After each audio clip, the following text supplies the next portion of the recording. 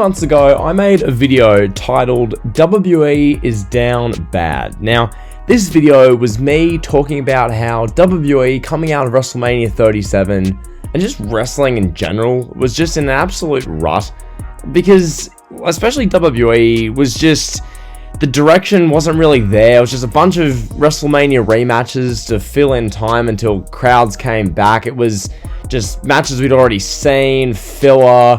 There was no real reason to genuinely invest yourself in the shows. Like, there was some good here and there, obviously, but on the whole, it was just hard to invest yourself. But now, with the events of Money in the Bank, with the events of the past week on SmackDown, with the events of, hell, AEW Dynamite, Fyter Fest Night 1, just what AEW are doing in general, like, wrestling as a whole right now is a whole hell of a lot better than it was, I mean, really in the past year and a bit. Like, the last year and a bit during the pandemic and, like, Thunderdome era and the Daily's Place era, there were definite positives. Obviously, there were some amazing matches, some amazing storylines, some wrestlers really broke out in front of our eyes and became stars in front of the Thunderdome and Daily's Place respectively. But really, when I look at wrestling in the past year and a bit, it's been on standby.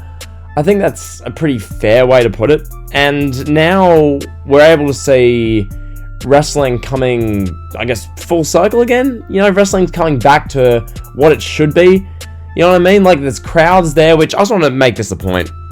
I think a lot of us really knew what we had with crowds until they were gone.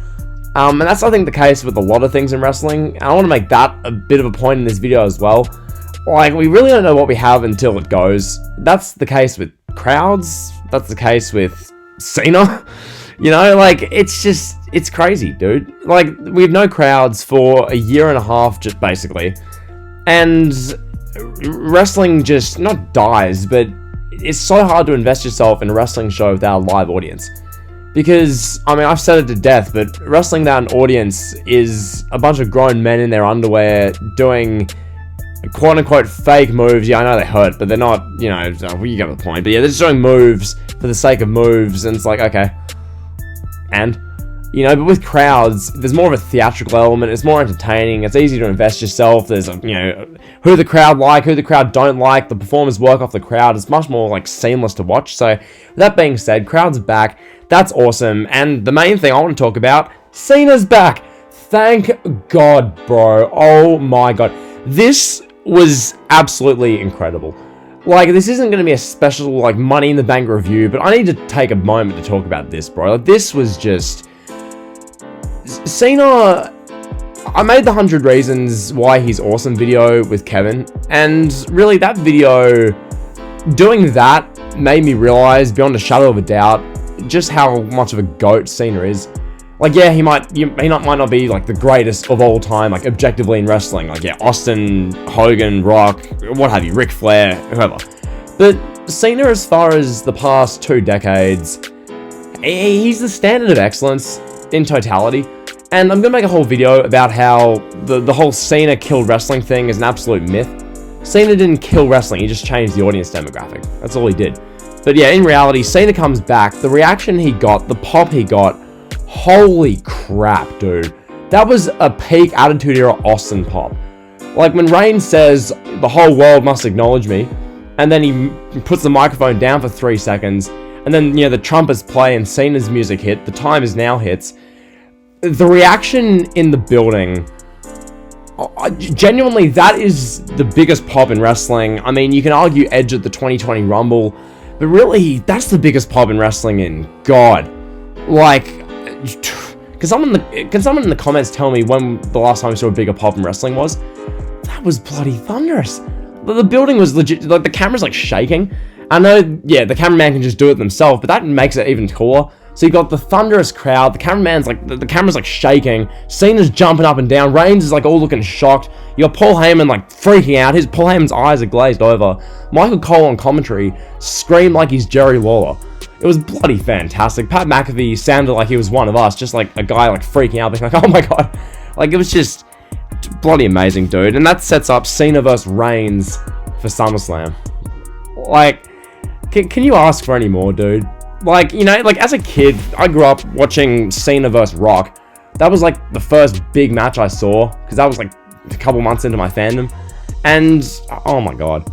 Like, Cena versus Rock, yeah, I get, you know, Roman Reigns isn't on the Rock's tier yet. Will he ever get there? Who knows? But at this point, this is wrestling's last true, objective, mainstream megastar in John Cena, taking on far and away the biggest star in wrestling today. Is not even close. Fun fact, my Show Up and Win shirt, if you saw this on Twitter, my Show Up and Win shirt finally arrived, so even I own Roman Reigns merchandise. Like, I just think that's bloody cool. Reigns and Cena for SummerSlam, and that's not all. SummerSlam's not going to be a one-match show. Legit, they're building up as well towards Edge and Seth Rollins. Okay, the whole thing, in case you didn't say Money in the Bank, this isn't going to be a review, but legit, Seth Rollins cost Edge the Universal title. That's basically what happened. So, Edge and Rollins for SummerSlam as well. That's a match which I've booked in, like, countless, what if the latest took over WWE, videos, countless fantasy bookings. The match just clicks.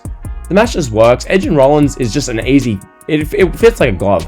Seth Rollins the heel, Edge the babyface. Booked. Like, that's an effortless SummerSlam co-main event. So that's going to be just incredible. I cannot wait for that. That's going to be amazing. You're going to have, as well, for SummerSlam, potentially Lashley versus Goldberg. Like, yes, obviously, Lashley versus Lesnar would have been more ideal. Duh.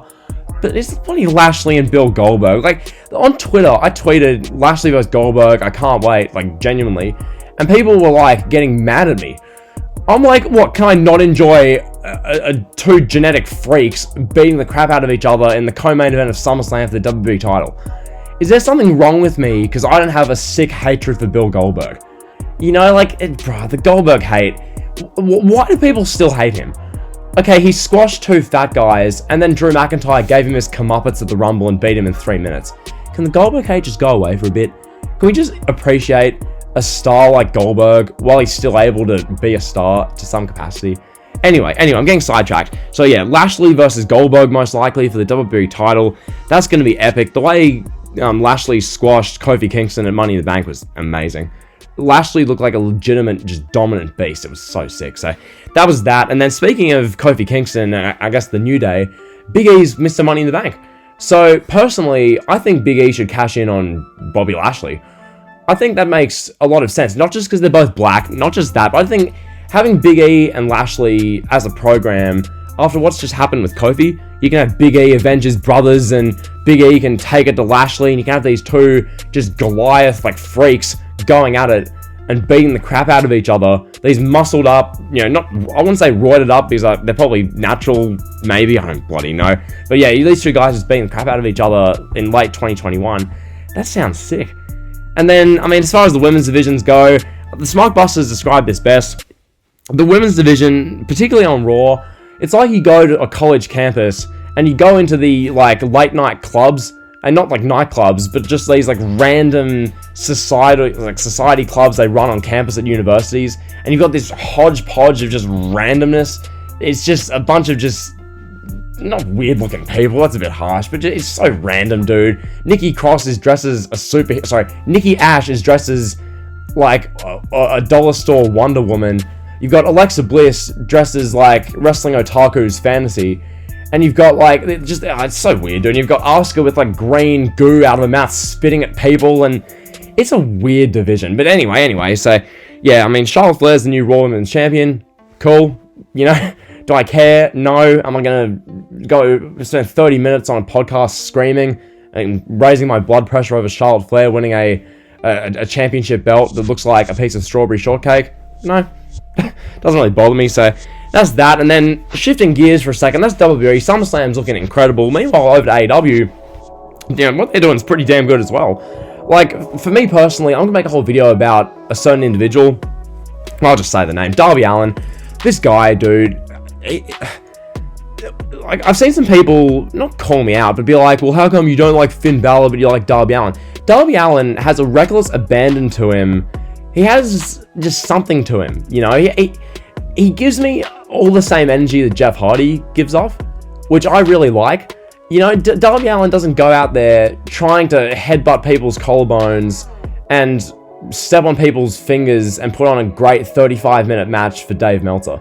like Darby Allin goes out there, puts his body on the line to entertain fans, and bloody good. So yeah, Darby Allin is just awesome. And then yeah, Malachi Black's now there, and you know, that's cool. You know, like Miro's got his own TNT custom title. Like, that's pretty cool. You've got Omega versus Paige finally having a match. The fans are getting around that. That's really cool. The women's division with Britt Baker, I'm enjoying that. Just generally, like, outside of Cody Rhodes getting so much TV time, I'm liking what AEW are doing. You know, it's just all around a positive wrestling video. Wrestling's in a really good place right now, and that feels really good to say. You know, because wrestling was down horrendous during the pandemic.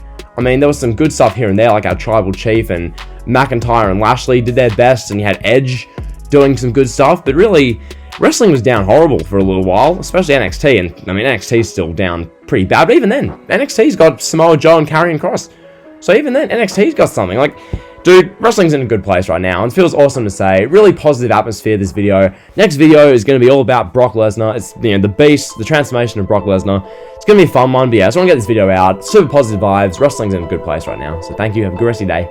Bye.